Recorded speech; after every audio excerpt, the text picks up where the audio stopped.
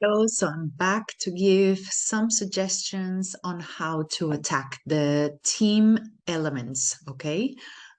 Which if you haven't heard, the elements will be done by juniors and seniors, and they're just different levels of it. So just to different levels on some of the elements that they have either one or A or B. The options are A or B, and in some cases they are the same for not for juniors and seniors, but for anyone that does the elements. Okay, so if you don't know, you can go to the videos that the Real Federación Española de Natación posted. They are not official. You can see it's everywhere. Unofficial, not official, no official, unofficial. You can see it everywhere. It's not official, but I would say that it's a really nice visual for us to appreciate and get an idea and start working on the elements. As you know, in the technical elements, when you see them, you will see that there are two Barracuda options for the elements, and is 1 or 5, but it doesn't really matter. You can place them. The cool thing now with the new rules is that you can place them wherever you want. Okay, you can choose A and B version, and you can put the element 5 and then the element 4 and then the 2, the 1, the 3, right? For example, you can play with the position. The only thing that is very, very important is that is declared in the Coast Guard. So if you see these elements, I would definitely try for you to, well, if it was me, okay, what would I do if it was me? So for example, you can see that there was a Barracuda here. Usually I do like working on the Barracuda on its own, just to make sure that the athlete reaches the vertical as much as possible before continuing doing the rest of the elements. You can see here, well, some things about the Barracuda. Make sure that it's as lined up as possible. Make sure that there is a hip roll, right? Because it does help, the hip roll does help your body to reach the vertical line as fast as possible. So do make that a focus.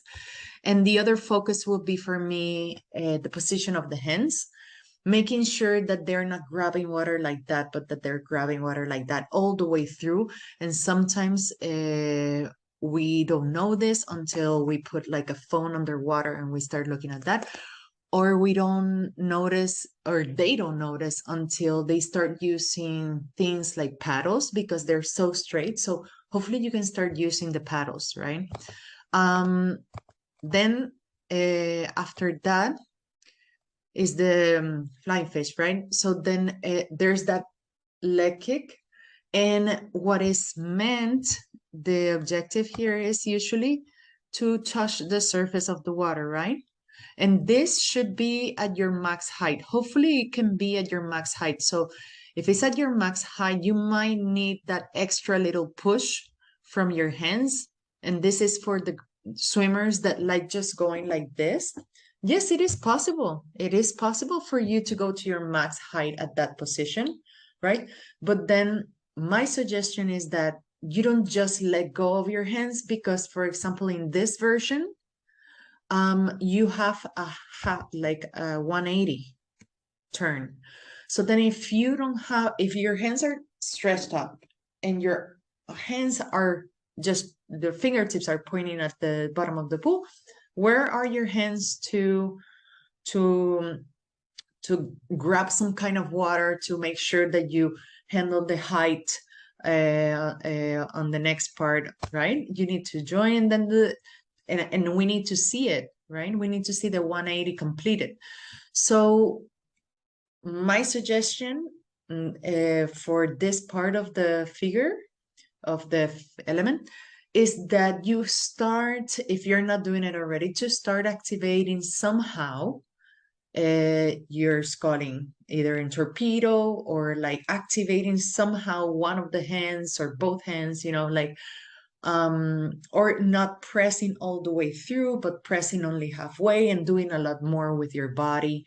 Those are really going to be really helpful for you when you're doing this type of elements for the first time. If you're an experienced swimmer, then I'm obviously not talking to you because you already know your body tension, right? You already know. But this is more for tips for people that are starting to do elements like this and want to take a risk in attacking the version A. Version B is a little bit just more simpler, but you have to show that position. So make sure that all of the suggestions above, and hopefully for the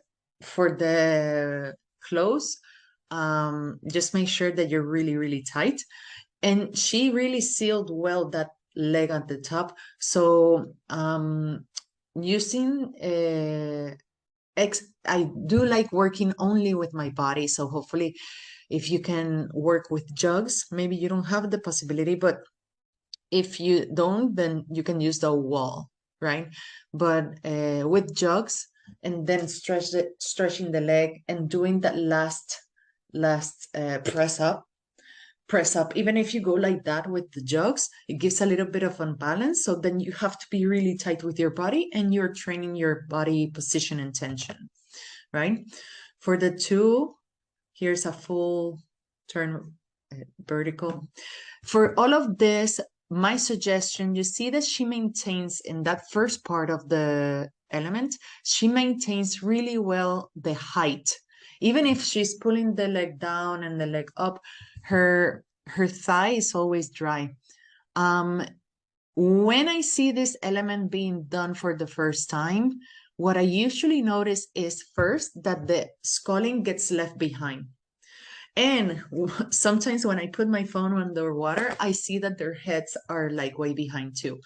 And then, it starts creating that lag and that drag. So maybe you do really want to make sure that your athlete is, they don't need to look, but sometimes it does affect. And I have seen professional swimmers leave their heads behind when they spin, and they spin beautifully. I'm just saying that this might be something that you want to consider into helping your athlete into thinking about turning everything at the same time, okay? The other thing that they do, is skull really big, really big, really big, really big, because they're trying to keep the height, right? So do make sure that the sculling is a little bit more continuous. And I always suggest to actually search for a bit with your hands to the angle towards where you're going. The other thing is the height of the hands, right? Like make sure that they're searching for the surface of the water so that they are higher in the line, right? For this open, again, she is handling, like maintaining really well the height, but she's really using her leg tension to go over the surface of the water. So it's not even about, yes, it's about maintaining the height, but if there's dead weight, the height will go low really fast, right? So you really want to create that tension. So with elastic bands on the toes is my favorite one, is elastic bands on the toes. If you want to add difficulty to that, I feel like it's adding a tighter elastic band. And then I can think later when it's really, really good about weights for more for height than for the tension over the surface of the water, right? So then version B. So the suggestions are the same. Keep your hands, you see where her hands are, really nice. How she goes over the surface of the water, where her hands are at. Leave your head behind all the time. I don't know how to say this, rotations, but they look like twirls, right? So my suggestion there will be to really work at, you really again, it's like the rotations from before. If I'm so sure that if I take this underwater, I would see hands staying behind. That's the first thing. Heads, even body staying behind. And a lot of the work being done by the leg.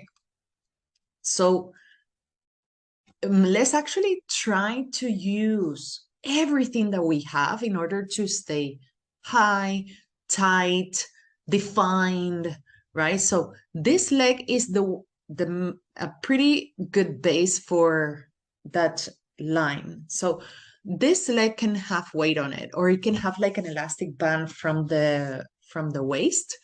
And then for the it's not, I won't say twirl. It's not like a twirl. It's like a twirl, but it's not a twirl, right? You can use your leg, like the inner thigh of your leg for the turn. And you can use, but definitely use your hands getting ahead of the position, right? And when you're doing this as a team, you will need to synchronize that move. So you might be already strategizing, where am I going to choreograph this, to the corner where it closes and then open on this side? Or is it supposed to be all the way in and then there? So I know you're already thinking about how to do this element. Make sure that you follow well the rules. Try to create the right timing for all of your swimmers. That synchronization must be really well done, because the focus of element routines now are really on the elements being done really right, not just doing it because. So make sure that you're focusing on that, the way. For the spin, usually in teams, that's a pretty easy spin. The one before, it was an okay spin. Usually, I think it will be a lot about precision work, right? I don't know how to say it. I need to learn how to say faute. Make sure that that's more about precision and that tension on that upper leg, and the other ones are about maintaining of course, the synchronization of the turns, right? Each 180, this has two, right? And the height, being precise on that height. So I don't know, max height to knee to ankle, I don't know, right? You are the ones that made the strategy. I just kind of talk, right? Then this one is about precision too, right? So then let's look at this one. For me, is about really using your body, right? So then she does that crane, then she goes to the split position, and here comes the turn. But it's really, really, really, really important to use from the center out. So for example, she is gonna do that hip, right? That hip turn. And the first part, I think everyone can do it. Maintaining the height, you know how to maintain height. This is the one that needs to be a bit more precise and tight. And what I would say is do work from the split to that position, and then do, for coaches and athletes, do pay attention to this. Injury prevention. I would say that this move can be, if not done well, if you're not tight, it might cause a bit of discomfort on the hip, right? If you leave your body behind, your leg behind, right? If one thing goes and then the other, careful, Careful. It must be really tight. From the split, you should turn in a block to take care of your body, to take care of your hip, and to, of course, take care of the line, of the precision in that line. And it's going to be really benefiting you. I would say with elastic bands is great to try in the beginning. I would say with weights. I would even encourage having a person kind of push your leg up to work with that move being so fast that you need to react on that hip turn faster. So all of those estimulo is in Spanish, is really, really good for that hip change. For this is a twirl. And we have talked about twirls with other swimmers. Here for the arch, if your hands stay up, she's already doing a press here, but she maintains the tightness of her body, right? To keep that leg dry. And then it's about that grab, like grabbing the arch position with a torpedo, for example. Okay. So then it's a split rocket with bend knee, right? We already talked about the barracuda before. I would definitely suggest again to go for your barracuda first, getting your body in line as much as possible, then going to show the split at your max height with the press, right? Then maintaining your hands maybe here to show a bit more the position before going under. That I can the objective will be that you can actually show that position before going under. So how much do you stay in this position? How fast can you get to this position, right? How much can you show everything over the surface of the water, right?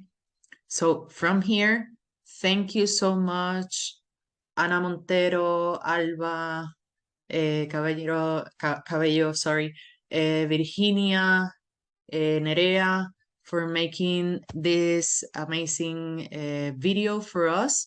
Thank you to Real Federación Española de Natación for creating this visual and actually for sharing it for everyone internationally for us to see, because it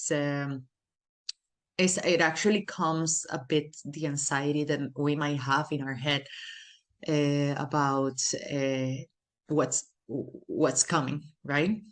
And they do it really well. As to the swimmers, congratulations, beautiful extension, maintain height, that split rocket when I stopped it, beautiful, right? It's like perfect. I really enjoyed it. I enjoyed watching you do these elements. They are really beautiful. I love my sport. I love artistic swimming. And I feel that just by showing your work from the coaches to the swimmers, you love it so much too. And that's, oh my God, I hope that everyone that is doing our sport feels so full. It's okay to be a bit scared, but feel so full of love from what we're doing right now, because I mean, what other sport is as beautiful as ours? Yeah, like it's no other. I hope that you enjoyed this little tips, and yes, let me know. Take care. Bye.